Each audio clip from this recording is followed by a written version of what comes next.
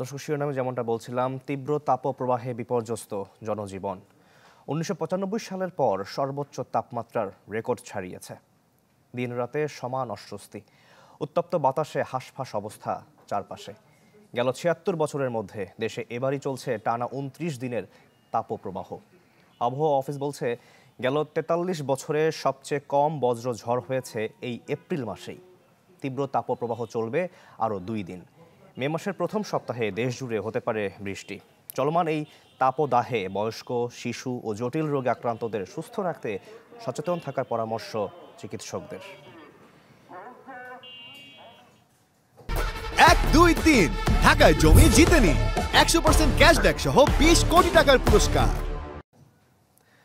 দর্শক, গরমের আরও খবর জানাতে যোগ দিচ্ছেন আমাদের সহকর্মী সজল সাইক।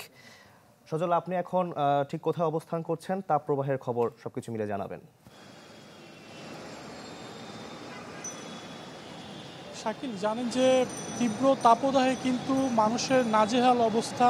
অর্থাৎ এপ্রিল মাস জুড়েই কিন্তু আমরা এই প্রচণ্ড রোদ এবং গরম আমরা দেখতে পেয়েছি, যার ফলে কিন্তু মানুষের খেটে খাওয়া সাধারণ মানুষের ভীষণ কষ্ট হচ্ছে।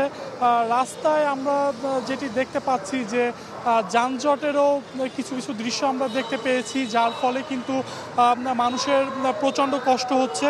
আর এছাড়া যদি বলি, গতকালকের যে আবহাওয়া অধিদপ্তর থেকে যেই বার্তা দেওয়া হয়েছে, সেখানে কিন্তু বলা হয়েছিল দেশের সর্বোচ্চ তাপমাত্রা কিন্তু চুয়াডাঙ্গাতে ৪৩ ডিগ্রি ছিল এবং রাজধানী ঢাকায় কিন্তু গতকালকে ৪০.৫ ডিগ্রি সেলসিয়াস ছিল তাপমাত্রা। তবে এই তাপমাত্রা কিন্তু ফিল হচ্ছিল আরও বেশি, যার ফলে কিন্তু মানুষের প্রচণ্ড কষ্ট হচ্ছিল, মানুষ ঘেমে যাচ্ছিল। যার ফলে কিন্তু আমরা জানি যে স্কুল, কলেজ, প্রাথমিক বিদ্যালয় সহ মাদ্রাসা যাবতীয় যে শিক্ষা কার্যক্রম কিন্তু বন্ধ করে দেওয়া হয়। এবং যে খেটে খাওয়া মানুষের কষ্ট যদি বলি, আমরা কয়েকজনের সাথে কথা বলেছি, তারা যেটি বলছে যে আসলে এই অসহনীয় গরম তারা কিন্তু আগে খুব একটা দেখেনি, যার ফলে কিন্তু তাদের যে জীবিকার যে অন্বেষণ, সেই জীবিকা অন্বেষণ করতে কিন্তু তাদের কষ্ট হয়েছে। গতকালকে আবহাওয়া অধিদপ্তরের যদি কিছুটা বলি, সেটি তারা বলেছিল যে বৃষ্টির সম্ভাবনা কিন্তু নেই।